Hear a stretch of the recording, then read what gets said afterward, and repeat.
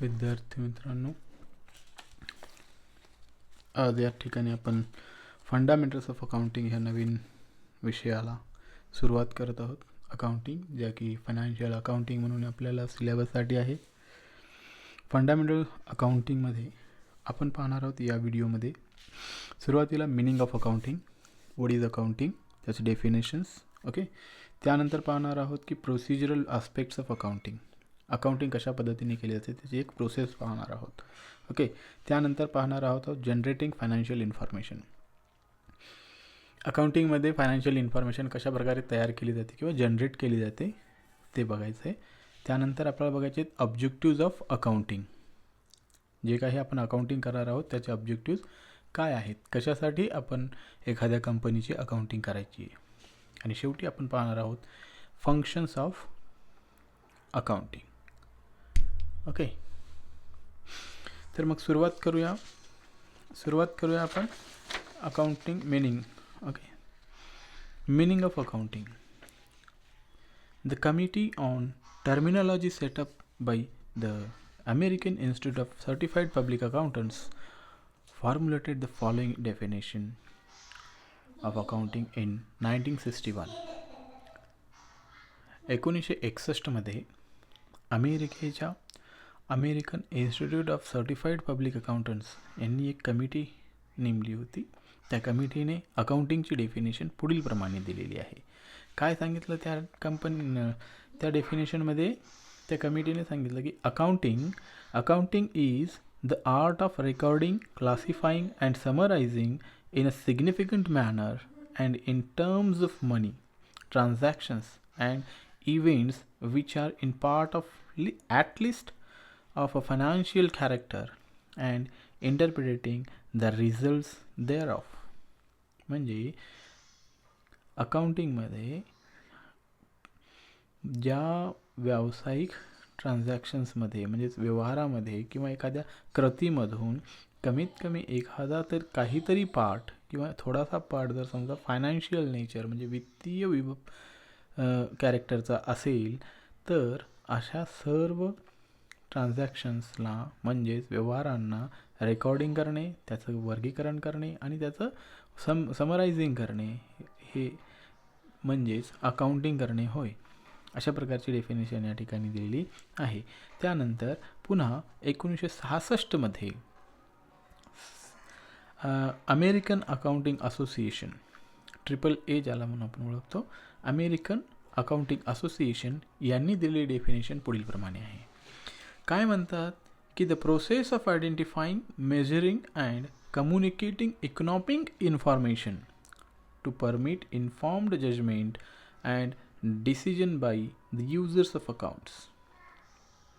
अशा प्रकारची माहिती जी की आर्थिक माहिती असावी आणि जी डिसिजन मेकर्स जे आहेत, व्यवसायाचे डिसिजन मेकर्स आणि जे अकाउंटिंग लेखाकर्माची माहिती वापरणारे वापरकर्ते जे आहेत, जसे की आपल्याला पुढं आपण पाहणार आहोत की युजर्स ऑफ अकाउंटिंग कोणचं आहे, राईट, कोण माहितीचा वापर करतात अकाउंटच्या.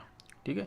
त्यानंतर तिसरी डेफिनेशन आहे 1970 मध्ये in 1970 the accounting principles board of American institute of certified public accountants enumerated the functions of accounting as follows.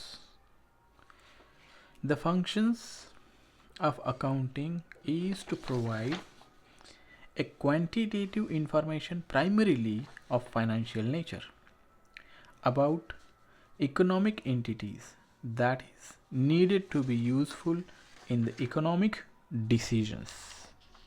अशा प्रकारची डेफिनेशन त्या ठिकाणी दिलेली आहे.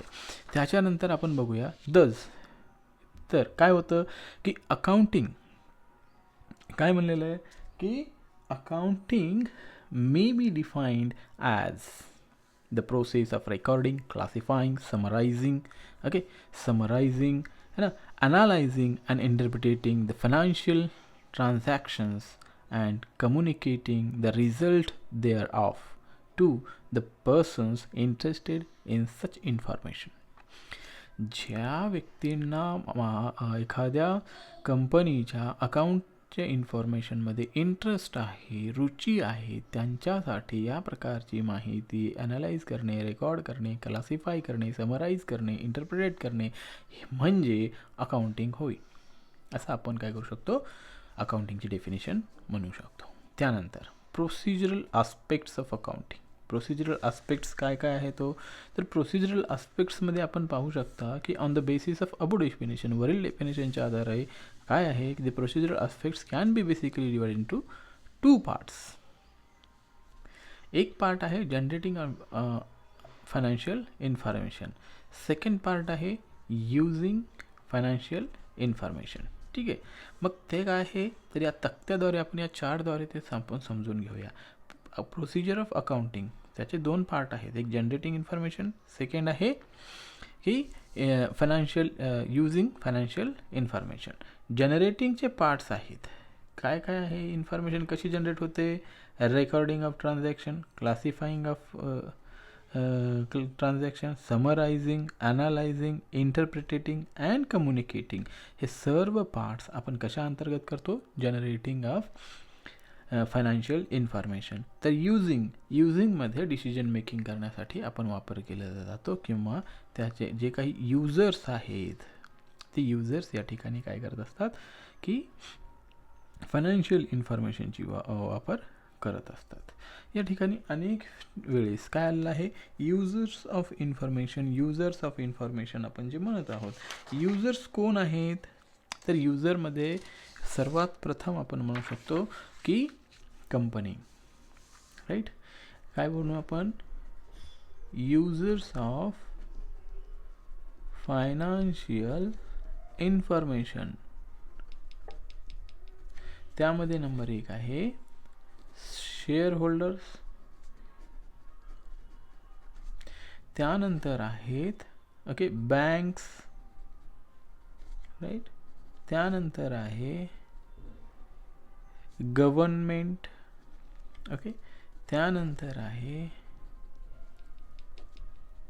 Management, okay. ह्यालाच आपण काय म्हणू, बिझनेसमन, ओके. त्यानंतर आहे की अदर फायनान्शियल इन्स्टिट्यूट्स.